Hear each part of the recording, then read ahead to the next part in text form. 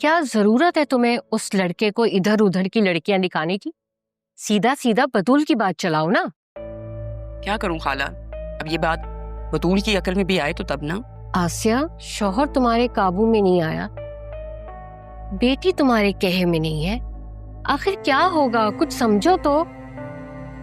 मैं क्या कर सकती हूँ भाई, पापा की अपनी मर्जी है, अदील की अपनी मर्जी है, सब अपनी अपनी मर्जी के मालिक हैं।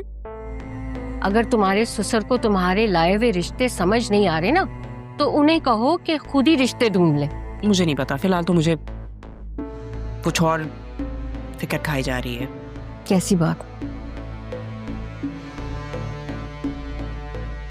छुट्टा सीधा मैं भूलना नहीं चाहती खाला। You know what? मैंने ये जो जैनब है ना, इसकी बहन की कोई और ही कहानी है। भाई सही बात बताओ, क्या कहानी?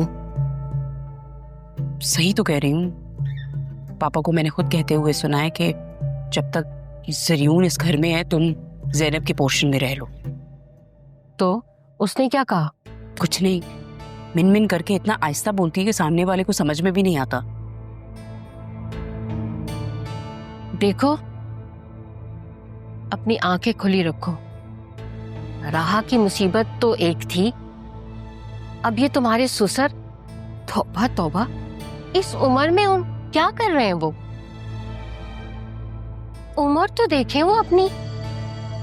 मैं तुमसे पहले ही कह रही हूँ कि किसी का एतबार नहीं है, और अपनी आंखें जो है ना वो खुली रखो। खाला, जो लोग संगे मरमर पे तेजी से चलने की कोशिश करते हैं वो एक दिन जरूर फिसलते हैं। देखो, तुम्हारे ससुर की दौलत देख के ना उनकी आंखें फटी की फटी रह गई हैं, और ऐसे में नीयत भी खराब हो सकती। और तो और, अपने ससुर को छोड़ो, अपने शौहर की तरफ ध्यान दो। मुझे तो खतरे की बू आ रही है। मैंने उसको बोला था कि मेरे शौहर से दूर रहो, तो कहने लगी कि मैं तो उसको अपना छोटा भाई समझती हूँ। I was like whatever it is, stay away from him.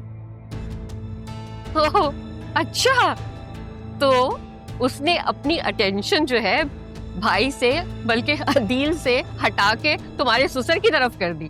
वाह, क्या जमाना आ गया भाई। अच्छा खाला, मैं निकल रही हूँ, मुझे लेट हो रहा है, मेरे बतूल को पार्लर से पिक करना है। अच्छा मेरी बात सुनो जी। उस लड़के को लड़की वड़कियां दिखाने की जरूरत नहीं है। बतूल के लिए ये गलत होगा, ज्यादती होगी उसके साथ। ठीक है? ओके। आपने बतूल के लिए कोई गिफ्ट लिया? बड़ा जबरदस्त गिफ्ट लिया। कल देखना, कल बात होगी।